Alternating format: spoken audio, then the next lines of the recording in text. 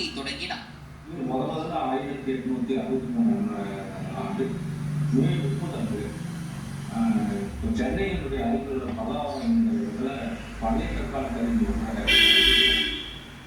அதுக்கு பின்னால செப்டம்பர் மாதத்துல இன்னொரு கற்கருவியை கொற்றலை ஆற்றுப்படுகையில் கண்டுபிடிக்கிறேன்.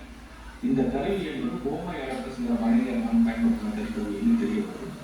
இது சுமார் 5 முதல் 15 லட்சம் ஆண்டுக்கு இடைப்பட்ட காலத்தில் பயன்படுத்திய கருவி என தெரிய வருது.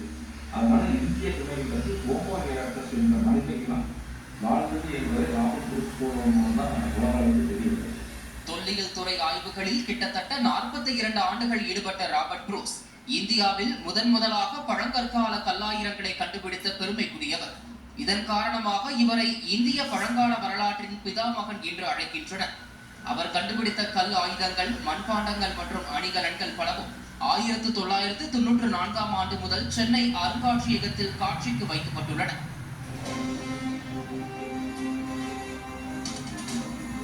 அதே போல உடுவிங்கிற எஸ்டேட்ல காப்போஸ் கட்டுவதற்காக கரகால் பகுதிக்கு சுடுமண் பொங்கல் கிடைச்சிருக்கு.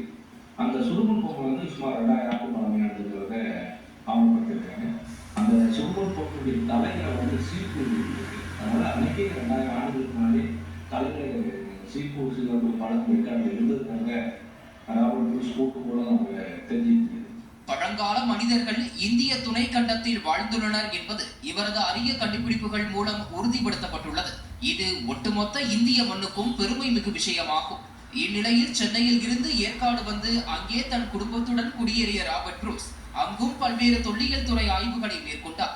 இறுதியாக 1912 ஆண்டு ஆய்வுக்காக கொல்கத்தா சென்ற அவர் அங்கே தனது இறுதி மூச்சை விட்டார். இந்நிலையில் அவரது விருப்பப்படியே அவருடைய அஸ்தி ஏற்காட்டில் உள்ள ட்ரெயின் டிக்கெட் கல்லறையில் வைக்கப்பட்டுள்ளது.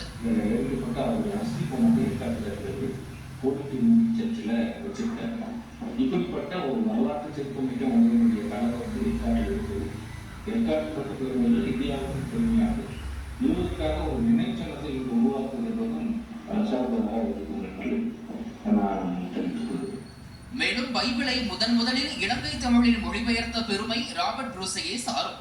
இந்திய தொல்பழங்கால வரலாற்றின் தந்தையாக போற்றப்படும் ராபர்ட் புரூஸ் போட் ஏற்காட்டில் வாழ்ந்தவர் என்பது ஒட்டுமொத்த தமிழகத்திற்கும் பெருமையான விஷயம். தந்தி டிவி செய்திகளுக்காக சேலம் செய்தியாளர் பூபதி.